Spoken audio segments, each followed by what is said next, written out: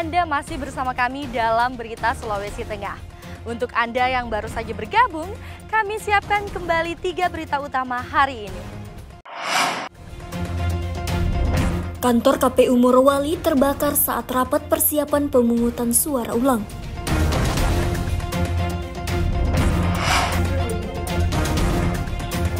Ratusan massa melakukan aksi unjuk rasa di kantor KPU Sulawesi Tengah menolak hasil pilkada.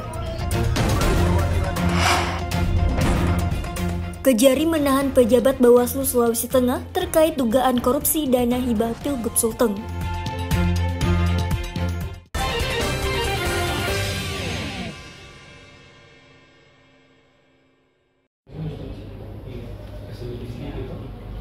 Kejaksaan Negeri Palu menahan 2 tersangka kasus korupsi pengelolaan dana hibah pemilihan gubernur dan wakil gubernur Sulawesi Tengah tahun 2020. Kedua tersangka yang ditahan berinisial SL, pejabat pembuat komitmen Bawaslu, dan AS, sekretaris Bawaslu Sulawesi Tengah. Selain menahan kedua tersangka, Kejari Palu juga menyita ratusan dokumen berkaitan dengan korupsi pengelolaan dana hibah Pilkada Gubernur Sulteng 2020. Akibat penyimpangan dana tersebut, negara dirugikan sebesar 900 juta rupiah lebih. Namun, tersangka telah mengembalikan dugaan kerugian tersebut sebesar 900 juta rupiah. Setelah diserahkan penyerahan tahap 2 dari penyidik Kejaksaan Tinggi Sulawesi Tengah kepada Kejaksaan Negeri Palu dalam kasus dugaan tindak pidana korupsi pada Bawaslu dengan tersangka terdakwa inisial AS selaku sekretaris ketua KPA dan SR selaku PTK dengan kerugian negara kurang lebih 900 juta. Adapun penahanan yang kita tetapkan pada hari ini, tim penuntut umum melakukan penahanan kota dengan pertimbangan bahwa selama ini dari pendapat dari penuntut umum dan dari penyidik bahwa terdakwa proses penyidikan itu dia bersikap kooperatif, dan yang paling utama adalah sudah mengembalikan kerugian negara kurang lebih 900 juta, sehingga kerugian negara yang diduga itu tidak ada lagi karena sudah dikembalikan semua. Jonathan Salam selaku penasehat tersangka AS mengatakan pihaknya menghormati proses hukum tersebut dan bersedia mengikuti jalannya persidangan. Pihaknya juga akan mendampingi kliennya sampai putusan persidangan di Pengadilan Negeri Kelas 1 Palu. Jadi dari pihak Ibu Ana itu sangat menghormati proses hukum, baik di penyidikan maupun tahap 2, kita ikuti semua prosesnya sampai di persidangan. Oke. Itu saja. Ya, untuk persiapan menghadapi persidangan nanti seperti apa? Kita menunggu berkas dakwaan dari jaksa. Kalau sudah dilimpahkan, pasti kami kan akan seprofesional mungkin untuk melakukan pembelaan. Kedua tersangka kasus korupsi dan hibah Pilgub Sulteng tahun 2020 ini berstatus tahanan kota. Pihak Kejari memasang alat pengawas elektronik pada tangan tersangka untuk lebih mudah memantau pergerakan dan aktivitasnya. Ikram Boya Oge melaporkan dari Palu. Minat membaca di kalangan pelajar Kota Palu saat ini masih terbilang rendah.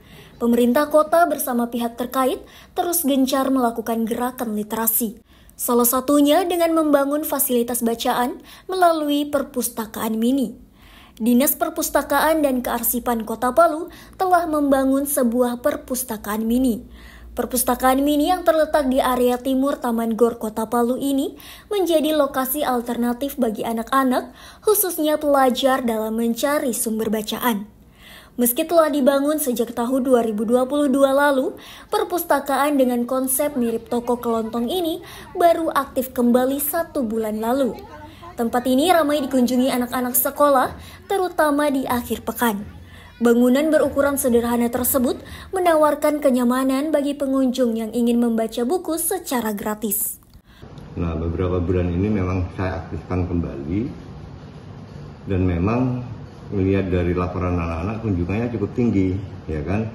Memang pojok baca di Taman Gor itu kita siapkan adalah untuk anak-anak di sekitar situ sekolah, karena rata-rata SD gitu ya, dan ada SMP. Tapi rupanya kunjungannya ada juga mahasiswa, ada SMA. Mungkin datanya nanti buku-buku harus kita perbaiki karena yang kita siapkan di situ adalah buku-buku yang kategori anak. Perpustakaan mini ini beroperasi setiap hari kerja mulai pukul 8 WITA hingga 16 WITA. Sebanyak 100 judul buku bacaan dari berbagai genre tersedia untuk anak-anak. Dan Dinas Perpustakaan dan Kearsipan Kota Palu memastikan koleksi buku akan diperbarui setiap minggu untuk menjaga minat baca masyarakat. Positif banget karena untuk sekarang kan lagi minim literasi, jadi adanya tempat itu jadi anak-anak punya hal baru yang bisa mereka lihat buku. Tapi kalau dari saya punya usulan sih sedikit, boleh ke perpustakaannya. Kalau bagi anak TK kan mereka asiknya lihat gambar. Kalau bagusnya sih mereka menyediakan penutur untuk supaya anak-anak lebih tertarik lagi untuk bisa kembali berkunjung ke perpustakaan mininya. Hadirnya perpustakaan mini mendapat respon positif orang tua dan wali siswa. Selain lokasi yang strategis, pelajar juga bisa mengakses sumber bacaan yang berkualitas dan gratis. Zalika Syalsabila melaporkan dari Palu. Sulawesi Tengah dikenal kaya dengan budaya dan kesenian tradisional. Salah satunya adalah Kayori, sastra lisan yang merupakan warisan leluhur dan kini nyaris punah. Seni bertutur ini sudah jarang dijumpai di masyarakat. Untuk melestarikan warisan nenek moyang tersebut, Balai Pelestarian Kebudayaan Wilayah 18 bekerja sama Fakultas Ilmu Sosial dan Ilmu Politik Universitas Tadulako menggelar pertunjukan seni musik kontemporer. Kegiatan yang digelar di kampus Universitas Tadulako ini diikuti puluhan seniman dari Sulawesi Tengah. Kegiatan ini merupakan program fasilitasi pemajuan kebudayaan dan menjaga kepunahan tradisi syair Kayori sebagai kekayaan dan warisan tak benda. Kegiatan Sulteng Bersyair ini diharapkan dapat mengangkat kembali eksistensi Kayori bagi masyarakat masa kini. Sebenarnya kami ini mendapat fasilitasi pemajuan kebudayaan dari BPK Sulawesi Tengah wilayah 18. Kami mengajukan proposal terkait dengan Sulteng Bersair yang mana di situ adalah Kayori sebagai tradisi lisan. Nah, Kayori ini sebagaimana kita lihat bahwa sudah banyak terjadi kepunahan di mana-mana, tetapi banyak yang masih mengangkat Kayori ini sebagai tradisi lisan, di mana membicarakan terkait di zaman dulu itu bahwa mitigasi bencana itu diceritakan pengalaman mereka itu melalui syair-syair dalam Kayori tersebut. Misalnya penamaan terkait dengan toponimi, tempat-tempat terkait dengan bencana-bencana yang ada di Sulawesi Tengah, sehingga tradisi lisan dalam Kayori ini sangat penting. Jadi ini tahap keduanya. Kemudian kenapa kami pilih tradisi lisan Kayori ini? Jadi setelah di tahap kedua kami umumkan itu melalui Instagramnya BPK 18, ada berapa teman-teman yang mengajukan proposalnya. Dan salah satu yang paling menarik ini adalah tradisi Kayori. Karena tradisi Kayori ini sudah jarang diangkat. Salah satunya mungkin mulai populer setelah terjadinya gempa 2018 Palu. Dan ternyata itu adalah mitigasi bencana kearifan lokal. Itu perlu kita lestarikan. Pengemasan tradisi lisan Kayori dengan pendekatan musikal ini memberikan dampak positif. Dalam perkembangannya, Kayori dapat lebih adaptif dan memiliki nilai seni ketimbang dahulu yang hanya dikenal sebagai medium penyampai berita.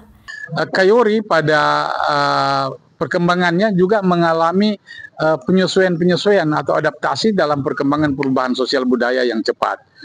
Kalau dulu fungsi-fungsi Kayori itu lebih pada informasi sebagai medium untuk membawa berita atau membawa pesan, tapi kali ini bahwa Kayori juga mengalami perkembangan dengan Kayori sebagai art. Jadi Kayori misalnya juga dalam tradisi Kaili, misalnya masyarakat suku bangsa Kaili juga dikenal ada Dadendate.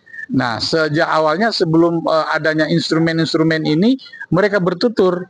Nah, di dalam tutura itu juga menyampaikan pesan-pesan penting tentang manusia dengan kebutuhannya terhadap alam.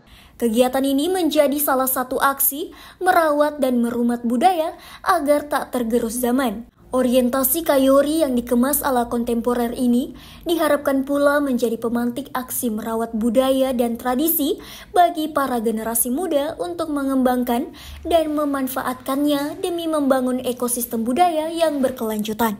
Syahrul Cahya melaporkan dari Palu. Informasi tadi sekaligus mengakhiri seluruh rangkaian berita Sulawesi Tengah hari ini.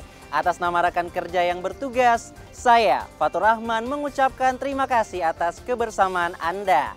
Sampai jumpa dan selamat beraktivitas. Songgong puasi, tabe.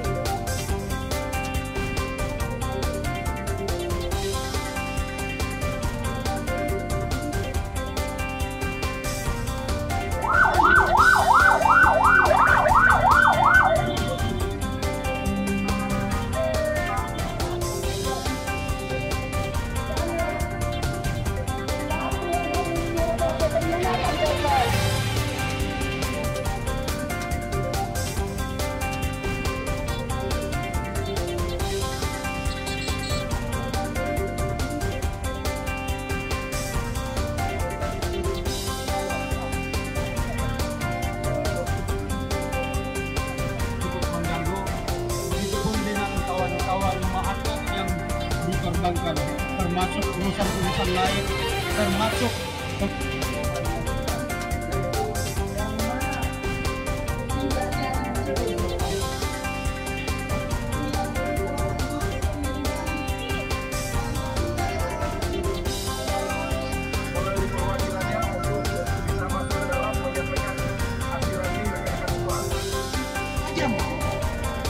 kalau